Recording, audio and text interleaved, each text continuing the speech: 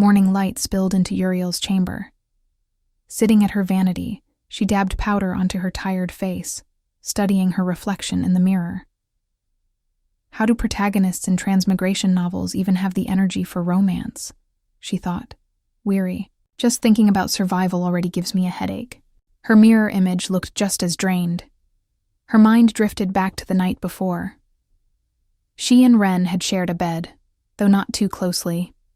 A fat pillow divided them like a wall. When he had asked if the book mentioned servants sneaking in to poison them, she had only sighed. There are too many spies inside and outside this palace. And when he pressed her again, she admitted, "Not exactly. But I can't guarantee it won't happen either." Now, in the present, Ren stepped up beside her while she brushed her lashes.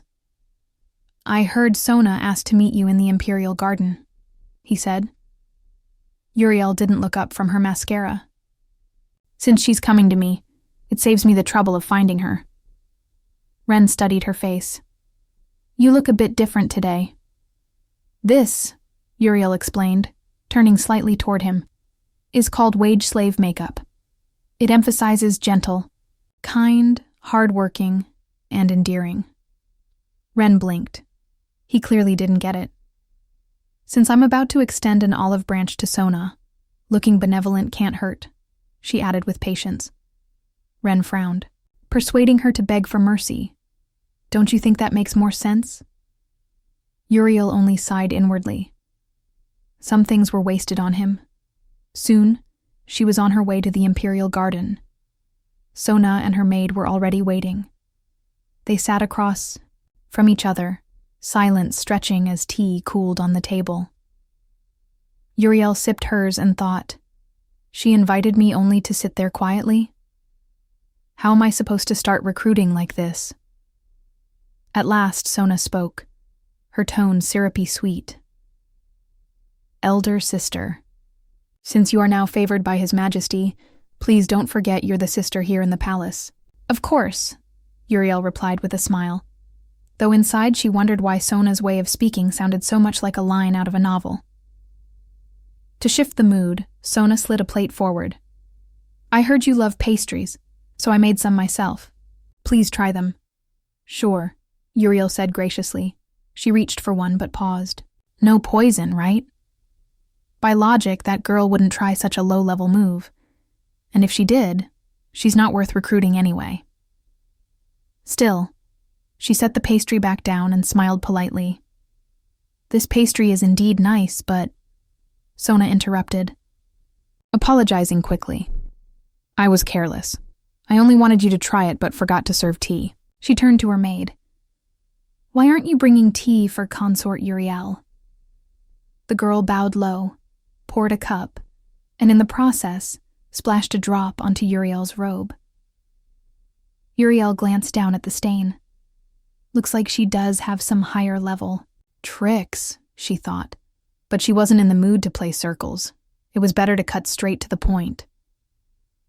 "Sister Sona," she said frankly, "let me speak openly.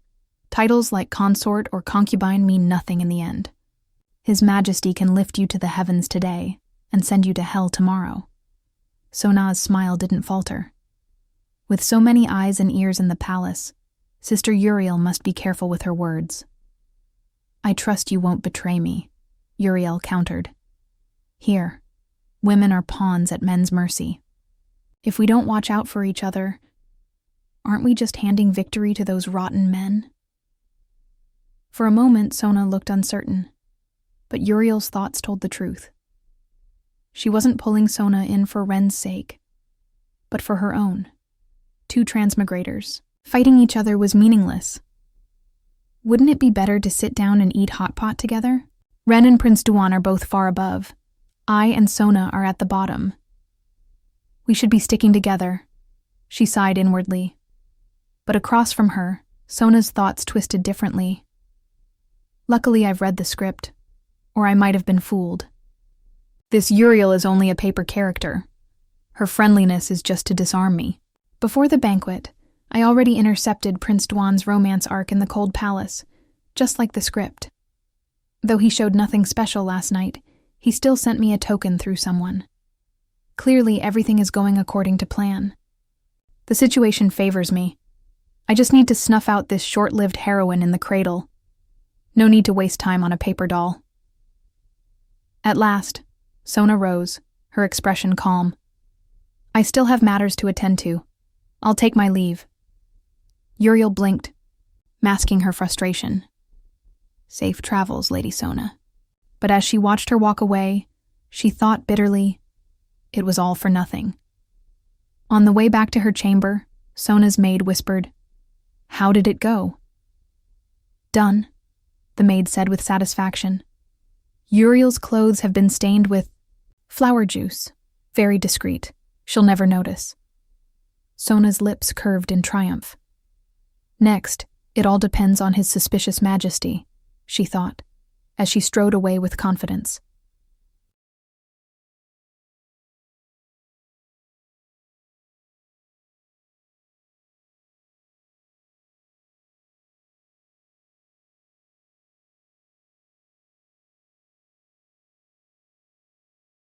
In the depths of the palace, Ren stood across from Zhao, Duan's strategist. The meeting had been arranged in secret, far from prying eyes. When Ren revealed the truth, Zhao's reaction was explosive. "This is impossible.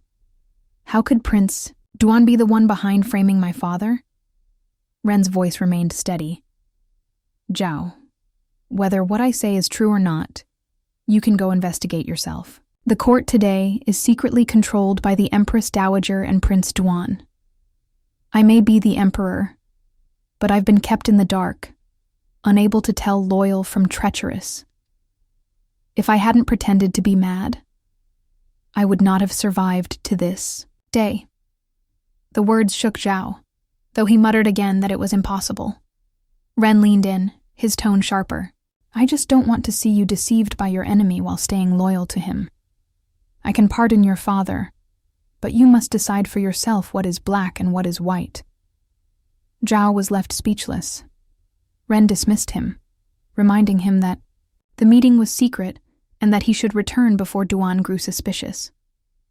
Zhao bowed and departed, but his mind spun with doubt. Could it really be like this? This tyrant, could he be right? Is Duan only using me? Meanwhile, Ren's own thoughts brimmed with satisfaction.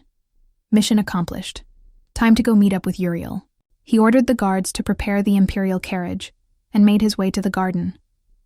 At that same time, Uriel was walking away from her frustrating meeting with Sona, her steps slowing as she passed a koi pond. Staring into the rippling water, she asked herself, where did it go wrong? Why is Sona building such high walls against me?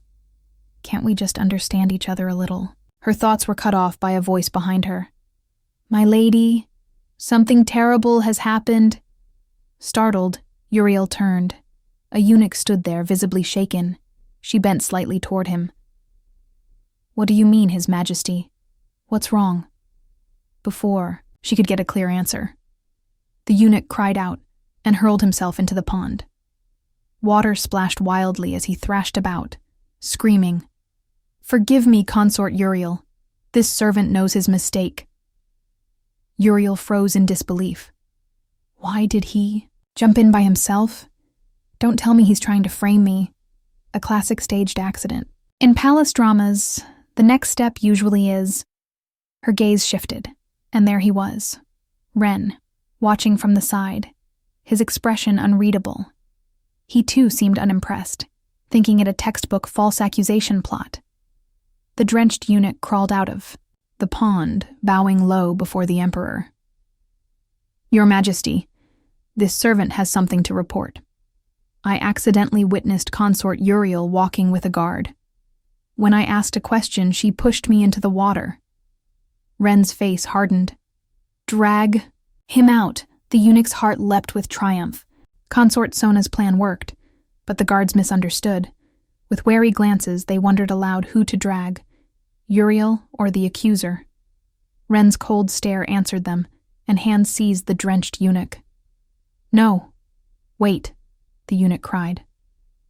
The servant only asked if Consort Uriel had been to the flower garden today.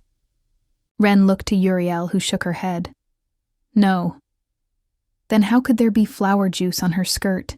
The eunuch demanded desperately, pointing at the faint stain. Uriel stood there, slightly embarrassed by how clumsy and forced the setup felt. Ren's voice cut through. I said, drag him out. My lord, your majesty, the eunuch shouted frantically. The servant has witnesses. Oh, where are they? Ren asked, clearly irritated. Another old servant stepped forward and bowed. Reporting to your majesty, I have been cleaning in the flower garden all day. Ren's patience snapped. Drag him out too. Both men were hauled away, shouting pleas for mercy.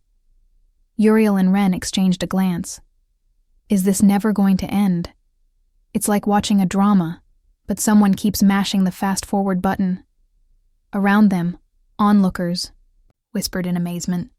How strange.